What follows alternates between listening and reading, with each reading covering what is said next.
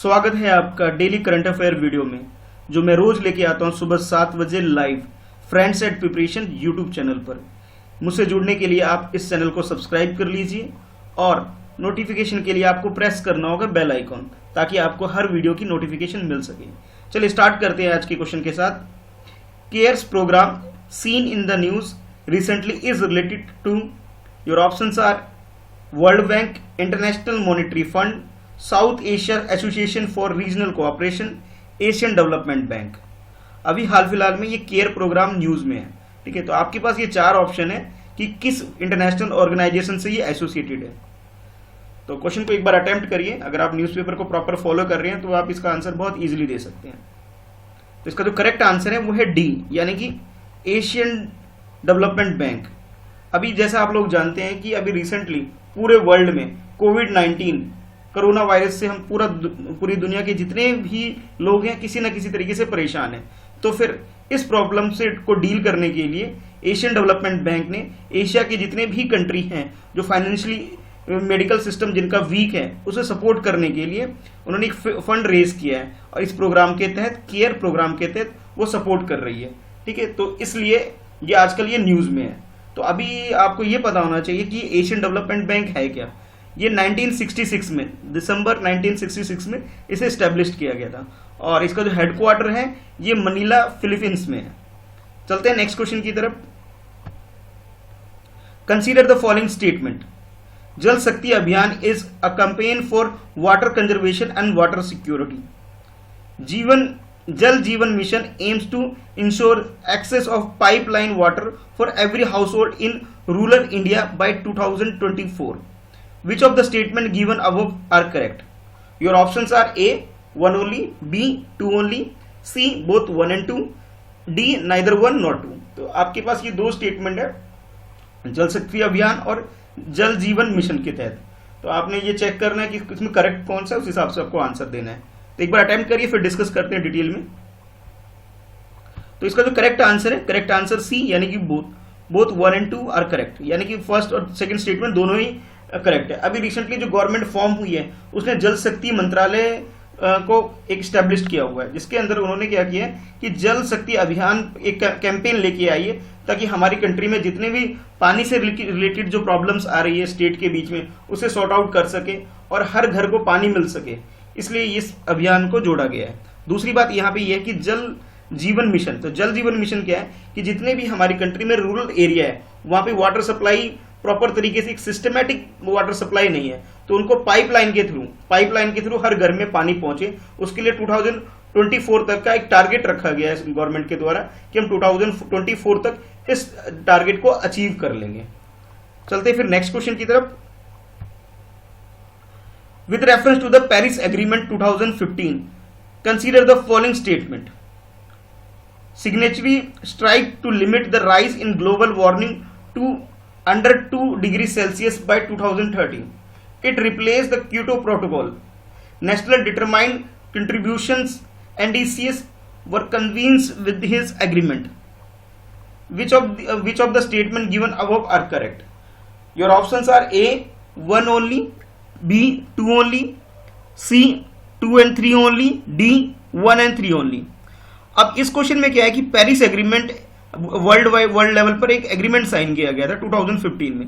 उसके रिगार्डिंग आपको बताना है कि ये जो 3 स्टेटमेंट है इसमें से करेक्ट स्टेटमेंट कौन सी है।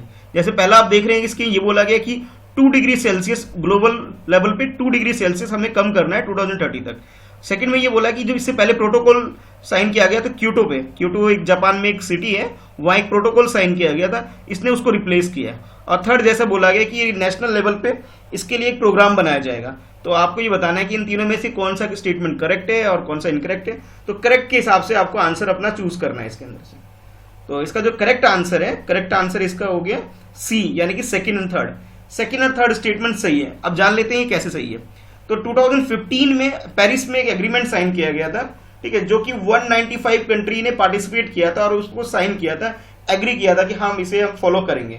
और इसमें यह बोला गया था कि 2100 ईयर जब आएगा, जैसे अभी 2019 था पहले, अब यहाँ पे 2020 जो ईयर आ गया, इस तरह जब 2100 ईयर जब आएगा तब तक हम क्या करेंगे, जो प्री इंडस्ट्री लेवल का जो टेम्परेचर वर्ल्ड लेवल पे हुआ करता था, यानी कि इंडस्ट्री के आने से पहले जो ग्लोबल लेवल पे जो टेम्परेचर हुआ करता था, उस लेवल तक अब वर्ल्ड का टेम्परेचर लेके जाना हमारा टारगेट है। और इस टारगेट को अचीव करने के लिए हम लोग क्या करेंगे कि 2 डिग्री सेल्सियस एनुअल बेसिस पे हम इसे कम करने की कोशिश करेंगे। तो ये जो टारगेट था 2100 ईयर के लिए था, ठीक है। लेकिन जबकि अगर ऑप्शन देखें तो ऑप्शन में आपको दिया गया था कि 2030 तक हमें ये अचीव करना है, इसलिए ये स्टेटमेंट गलत हो गया, ठीक है। और सेकंड जो स्टेटमेंट है इसके अंदर कि भी इसने रिप्लेस किया क्योटो प्रोटोकॉल को, बिल्कुल सही बात है, हाँ ये करेक्ट स्टेटमेंट है। क्योटो प्रोटोकॉल को इसने रिप्लेस किया गया। तो मैं आपको बताना चाहूंगा कि जो क्योटो प्रोटोकॉल है ये 2005 में साइन किया गया था, ठीक है, जिसे साइन करने वाले 55 कंट्री हैं। और ये जो प्रोटोकॉल है 2012 में खत्म हो गया था। ये मतलब ये जो प्रोटोकॉल का जो डेडलाइन जो थी 2012 थी, जो कि खत्म हो गई थी। उसके बाद फिर इंटरनेशनल लेवल पे Paris climate change agreement sign किया गया था 2015 में, जो कि अभी तक फॉलो किया जा रहा है। अच्छा, थर्ड स्टेटमेंट की अगर बात करें तो थर्ड स्टेटमेंट भी करेक्ट है। इसमें इस एग्रीमेंट के तहत हर देश अपना कुछ ना कुछ नेशनल लेवल पे प्लान बनाएगी, ताकि जो हमारा जो टारगेट है 2 डिग्री सेल्सियस टेम्परेचर कम करना, इसे अचीव किया जा सके। और इसके लिए 2050 तक जो टेम्परेचर जो 1.5 डिग्री सेल्सियस टेम्परेचर कम करने का भी टारगेट रखा गया है। चलते हैं नेक्स्ट क्वेश्चन की तरफ। With reference to the Global Terrorism Index, consider the following statement. It is released by the Stockholm International Peace Research Institution. India moved to 7th position in 2019 from 8 in 2018.